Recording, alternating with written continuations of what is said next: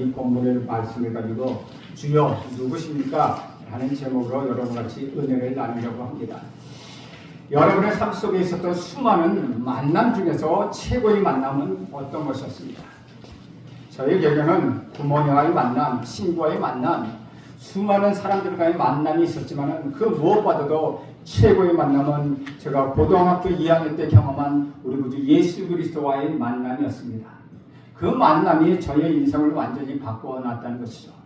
예수를 만나기에, 제가 그 10대 예수를 만났기에 이 자리에 설 수 있었고 사랑하는 여러분과 만날 수 있는 축복을 얻게 되었습니다.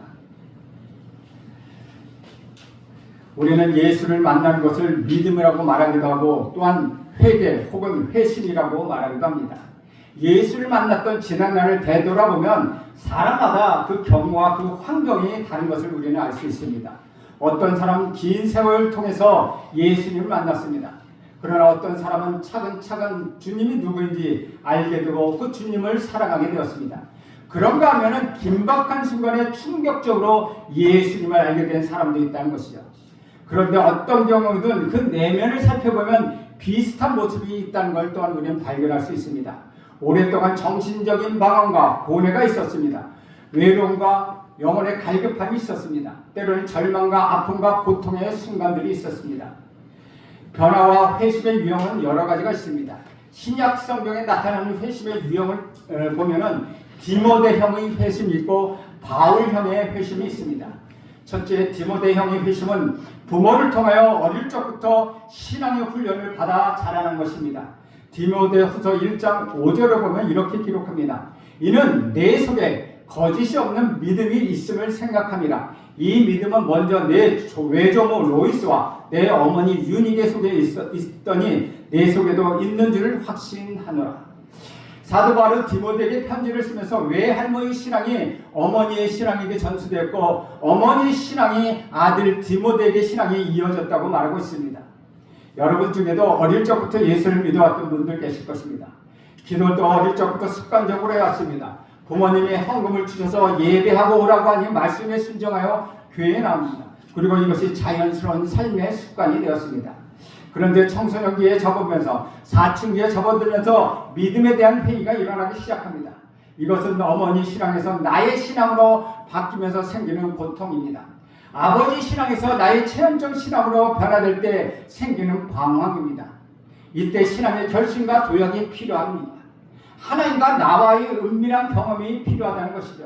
자녀들이 부모의 신앙에서 자기 자신의 신앙으로 바뀌기 위해서는 3인칭 신앙에서 2인칭 신앙으로 변모되어야 한다는 것입니다. 다시 말하면 아버지 어머니 신앙에서 나의 신앙으로 바뀌어야 된다는 것이죠. 신앙은 나 혼자서 말하는 독백이 아닙니다. 신앙은 서로서로 대화하는 것입니다. 고백이 동반되지 않은 신앙은 삶을 변화시키는 능력이 없습니다. 그런데 여기서 심판이 될 때 자녀들은 모두 부모의 탓을 합니다. 우리는 어머니의 자궁에서 얻은 모태 신앙이라고 합니다. 그런데 사람들이 종종 모태 신앙이 아니라 못해 신앙, 이것도 못해 저것도 못해, 기도하라고 그러면 못해, 전도하라고 그러면 못해, 헌신하라고 그러면 못해. 그래서 그들은 오랫동안 방황하는 아픔을 겪게 된다는 것이죠. 그러나 부모로부터 받은 신앙이 나의 신앙으로 개인적인 고백으로 바꿔줘야만 내 속에 신앙의 불이 불붙기 시작하는 것입니다. 두 번째는 바울형 회심입니다. 이미 성인이 되어 예수님을 믿게 된 사람의 경우입니다. 이러한 사람은 굉장히 훌륭한 사람들입니다. 확신의 사람이요 의지의 사람들입니다. 그들은 이미 자기 자신의 생각으로 가득 차 있습니다. 마음에도 확신에 차 있습니다. 자기 인생에 대한 자랑도 있고 돈과 재물도 있습니다. 지성과 성품도 괜찮습니다. 그런데 이런 사람이 우리 구주 예수 그리스도를 믿게 되었다는 것은 참으로 놀라운 일이라는 것이죠. 세례를 받는 사람을 보면 80살, 90살이 넘어서 세례를 받는 사람을 종종 보게 됩니다. 이들 보면 하나님이 얼마나 감사할지 저는 생각해 봅니다. 그리고 또 하나님이 감격하실 것입니다. 그리고 그분의 생일을 주님께 더 축복해달라고 기도할 수밖에 없다는 것이죠. 바울도 뒤늦게 예수님을 믿었습니다. 3절 말씀에 보면 이렇게 기록합니다. 사울이 길을 가다가 다메섹에 가까이 이르렀더니 호련히 하늘로부터 빛이 그를 둘러 비추는지라 라고 말합니다. 다른 사람들은 그 빛을 보지 못했습니다. 오직 바울만 그 빛을 보았다고 합니다. 대낮이었으나 하나님께서 바울이 그동안 얼마나 어둠 속에 있었는지를 보여준다는 것이죠. 대낮이었는데 그 정오였는데 그 햇빛보다도 더 밝은 빛이 사울에게 비쳤다고 말하고 있습니다. 예수님을 뒤늦게 한 사람들은 처음부터 마음속에 예수님에 대한 거부감이 있습니다. 누군가 와서 끊임없이 교회에 가자라고 말하면 교회는 왜 가는데? 라고 말합니다. 예수를 믿자고 말하면 야 나를 믿지 왜 예수를 믿냐? 나의 주먹을 믿어라 라고 하는 사람도 있습니다. 영원한 생명이 있다고 말하면 그것을 네가 어떻게 아느냐라고 질문합니다. 그들은 계속해서 거절하고 거부하며 도전합니다. 때로는 반기독교적인 신앙을 가지고 대적할 때도 있다는 것이죠. 때로는 신앙을 모욕하기도 합니다. 바울 역시 그랬습니다.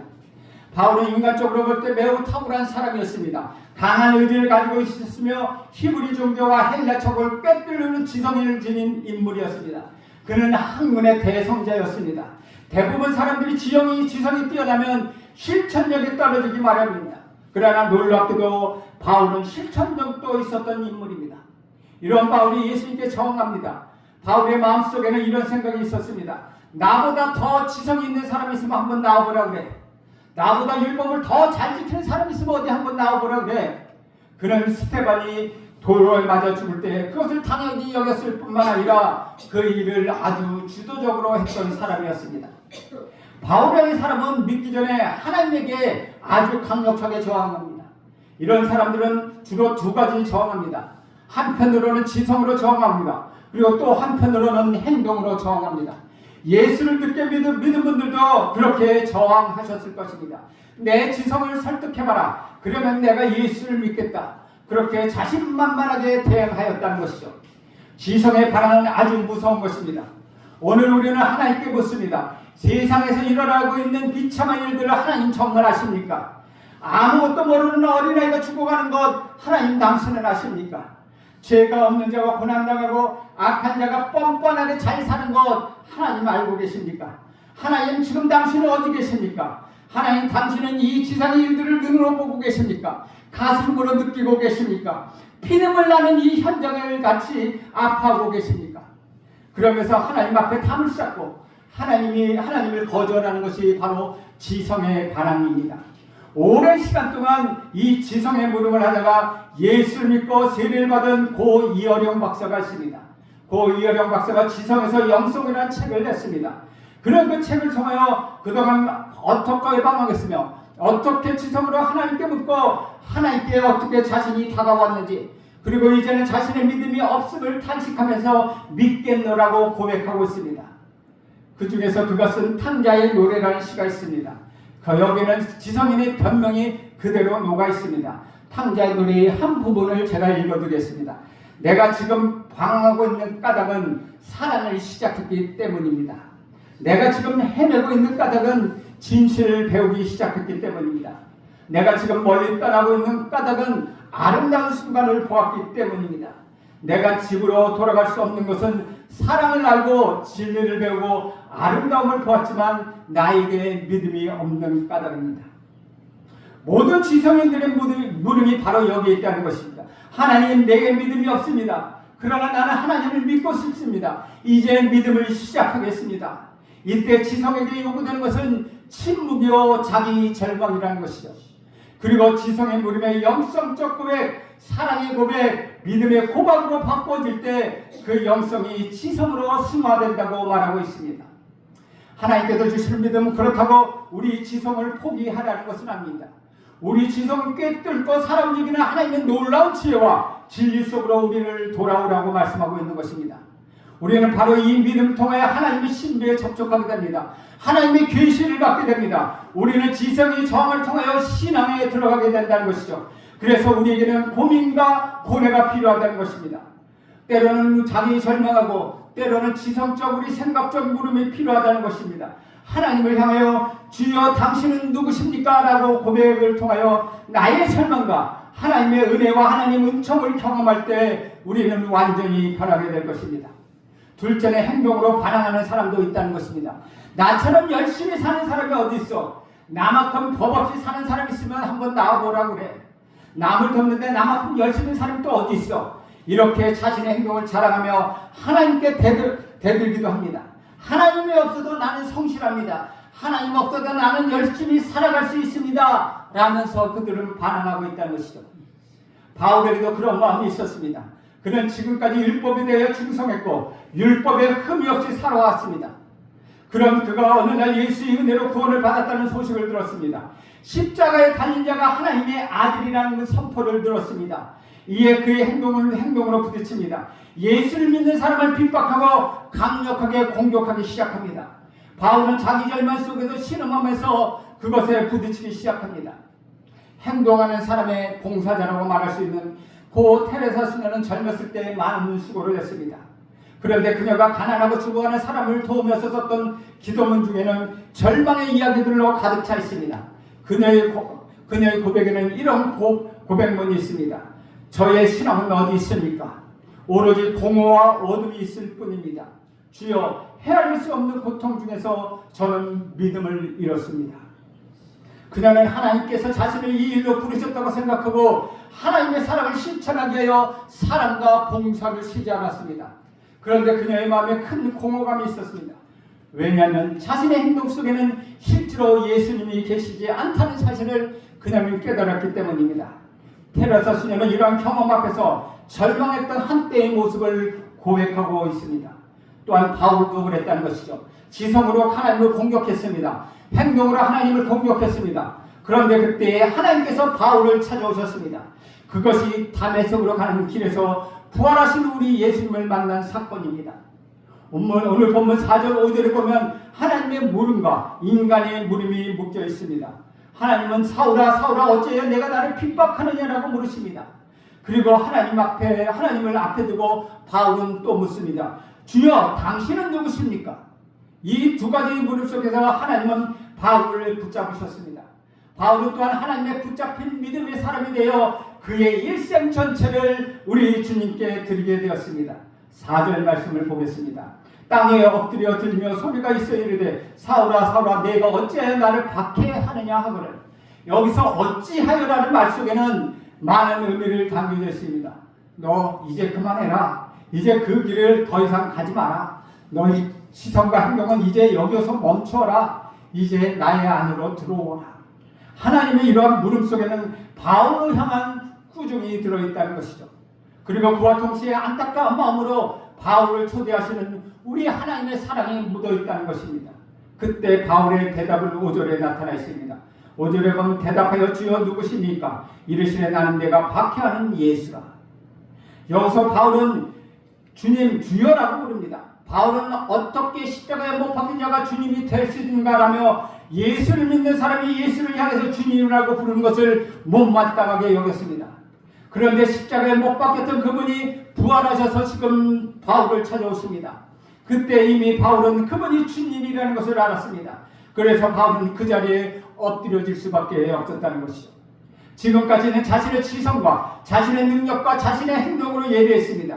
자신이 갖고 있는 힘으로 예배했습니다. 자신의 의지력과 자신의 봉사심으로 예배했습니다. 자신의 헌신과 자신의 충성이 예배의 대상이었습니다. 그런데 이제는 무릎을 꿇고 주님께 고백합니다. 이제는 내 능력, 내 지성, 내가 갖고 있는 실천력을 하나님께 맡기겠습니다. 이제는 하나님만을 예배하겠습니다. 이제는 예수님만을 예배하겠습니다. 이제는 예수님께 내 모든 것을 맡기겠습니다. 그리고 바울은 예수님을 향하여 진심으로 예배드릴 수 있는 믿음의 사람이 되었다는 것입니다. 그러면서 자신의 생각이 하나님의 생각과 다르다는 것을 그는 고백합니다. 이사야서 55장 8절에 보면 이렇게 말씀하고 있습니다. 이는 내 생각이 너희 생각과 다르며 내 길은 너희 길과 다름이니라. 여호와의 말씀입니다. 하나님께서 이것을 바울에게 가르쳐 주셨습니다. 그래서 그는 모든 것을 우리 주님 앞에 내려놓았습니다. 그때 그의 지성이 불꽃같이 바라기 시작합니다. 그의 실천력이 온 세상을 가슴에 품는 행동으로 변하기 시작합니다. 예수를 믿으면 지성이 사라지는 것이 아니라 지성이 꽃을 피우게 됩니다. 예수를 믿으면 의지가 연약해지는 것이 아니라 그 의지가 예수님과 함께 더욱더 강력해진다는 것입니다. 예수를 믿으면 게으른 자가 되는 것이 아니라 하나님께서 주시는 사명을 깨닫고 부지런히 앞으로 나아가는 사람이 된다는 것입니다. 과거에는 두렵고 무서워했습니다. 과거에는 내 체면을 살피며 거기에 바빴다는 것이죠. 그러나 이제는 성공이든 실패든 상관이 없습니다. 이제는 배가 부르든 배가 고프든 상관이 없습니다. 이제는 다른 사람이 나를 조롱하든 칭찬하든 중요하지 않습니다. 이제는 주님께서 나의 주인이시게 담대하게 이 세상 가운데 나가는 복된 사람이 된 것입니다. 오늘 본문에 보는 대로 바울이 부활하신 예수를 만나며 그는 참으로 깜짝 놀랍니다. 여기서 그는 할 말이 없었습니다. 그대로 쓰러질 수밖에 없었습니다. 그대로 죽을 수밖에 없는 시간이었습니다. 이제 무슨 말을 하겠습니까? 이 죽은 자와 같은 바울을 향하여 예수님은 말씀하십니다. 6절입니다. 너는 일어나 시내로 들어가라. 네가 행할 것을 네게 이를 자가 있느니라 하시니. 다시 말하면 앞으로 또 다른 만남이 이어질 것이다. 그리로 도시로 들어가라. 그리고 아나니아를 보내서 그로 하여금 그가 무엇을 해야 할지, 이제부터 어떻게 살아야 할지를 일방적으로 바울에게 알려주십니다. 그래서 15절에 넘어가 보면 아주 중요한 말씀이 있습니다. 내가 이방 사람을 위하여 택한 나의 그릇이라고 바울에 대하여 말씀하고 있습니다. 이방인의 사도로 내가 너를 쓰겠노라고 우리 하나님이 지금 밝히고 계시는 것입니다. 사랑하는 여러분, 사도 바울이 누구입니까? 예수를 믿는 사람을 핍박했습니다. 예수를 믿는 사람을 죽이는 데 가담했습니다. 또 잡아 죽이려고 다메섹까지 간 아주 잔인한 사람이었습니다. 하나님이 이 사람을 필요로 했습니다. 꽉 붙들어서 이제는 너는 이방인의 사도가 되기 위하여 나를 위하여 수고해야겠다고 말씀하시며 그를 사용하시겠다고 말씀하십니다. 그를 주의 일에 고용하셨습니다. 사도 바울은 주님께 말합니다. 빌립보서 3장 12절에 사도 바울이 이렇게 고백합니다. 내가 이미 얻었다 함도 아니오 온전히 이루었다 함도 아니라 오직 내가 그리스도 예수의 잡힌 바 된 그것을 잡으려고 달려가노라. 나는 그리스도 우리 구주 예수 그리스도에게 포로가 되었다. 내가 살고자 하던 방향은 이것이 아니다. 내가 사랑했던 것도 이것이 아니라 내가 목적으로 삼았던 것도 이것이 아니다. 그런데 나 같은 죄인을, 나같이 교회를 핍박한 자를 붙들어서 주의 사람으로 만들어 주셨기에 나를 사로잡은 그리스도께 사로잡힌 바 된 그것을 잡으려고 쫓아간다고 말하고 있습니다. 주 안에서 사랑하는 여러분, 구약 성경을 보면은 모세라는 사람이 나옵니다. 모세가 하나님을 만날 때 80세였습니다. 바로의 궁전에서 40년, 미디안 광야에서 40년, 처갓집에서 약을 치며 이리저리 방황한 지가 40년이라는 것이죠. 인생으로 말하면 세상 다 살았다는 것입니다. 보잘것도 없습니다. 이렇게 초라하게 한평생이 지나갈 수밖에 없었습니다. 그러나 그는 호렙산에서 우리 주님을 만났습니다. 주님을 만나는 순간 역사의 의미가 바뀌었습니다. 과거의 80년이 하나하나 새로운 의미를 가지게 되었다는 것이죠. 오늘을 잊기 위하여 과거는 있었던 일이라는 것이죠. 그 많은 실수도 이 시간에 새로운 의미를 가지게 됩니다. 그리고 하나님께서는 그 모세를 통하여 이스라엘을 구원하십니다. 모세가 하나님을 만난 것, 그 만남이라 하는 것이 이렇게 엄청난 의미를 바꿔 놓습니다. 사도 바울이 예수님을 만났습니다. 그래서 자기 자신을 알게 되었고 내가 무엇을 하고 있는지, 내가 누구인지 그는 알게 되었습니다. 바울은 예수님을 만나 자기 정체성을 알고 자기 사명을 알고 자기 남은 운명을 맡기게 되었습니다. 그러나 다시 한번 생각해 보시죠. 바울이 예수님을 찾아와 만난 것이 아니라 우리 구주 예수 그리스도 부활하신 우리 예수님을 바울이 찾아 만나 주셨다는 것이죠. 바울의 가던 길에 막아서고 우리 예수님 만나 주셨습니다. 내가 나를 핍박하는구나 말씀하시고 다시 말씀하십니다. 내가 나를 위하여 수고해야겠다. 이것은 참으로 중요한 만남입니다. 사랑하는 여러분, 우리도 부활하신 주님을 만나야 합니다. 부활의 주님을 만나야 우리가 변할 수 있습니다. 여러분, 주님께 예배 드릴 때마다 이것을 확인해야 한다는 것이죠. 주여, 당신은 누구십니까? 나는 당신 앞에서 누구입니까? 주여, 내 인생을 어떻게 살아가야 합니까? 여러분, 주님을 만나야 합니다. 부활의 주님과 바른 만남, 나의 바른 정체성, 그 속에서 저와 여러분의 새로운 인생이 출발하게 됩니다. 여러분, 늦었다고 생각하지 마십시오. 안 된다고 생각하지 마십시오. 주님이 여러분을 찾아오십니다. 주님, 부활의 주님을 만나게 없어서, 주님이 주시는 기쁨과 감사의 힘으로 살아가게 없어서 주님 앞에 이런 고백을 드리십시오. 그러면 주님의 음성을 듣게 될 것입니다. 여러분이 변하게 될 것입니다. 하나님께 귀히 쓰임받는 여러분이 될 것입니다. 주님이 여러분의 인생을 인도해 주실 것입니다. 여러분, 이제는 두려워하지 마십시오. 무서워하지 마십시오. 세상 가운데 담대히 나가십시오. 우리 주님이 여러분을 만나 여러분을 귀일 수 있는 그릇으로 만들어 가실 것입니다. 비록 내가 뭐가 났더라도, 비록 내 성격이 좋지 않더라도, 비록 내 성품이 좋지 않더라도 우리 주님은 우리를 다듬어서 주님이 쓰시는 귀한 그릇으로 만들어 갈 것입니다. 여러분 이 시간 다시 한번 여러분께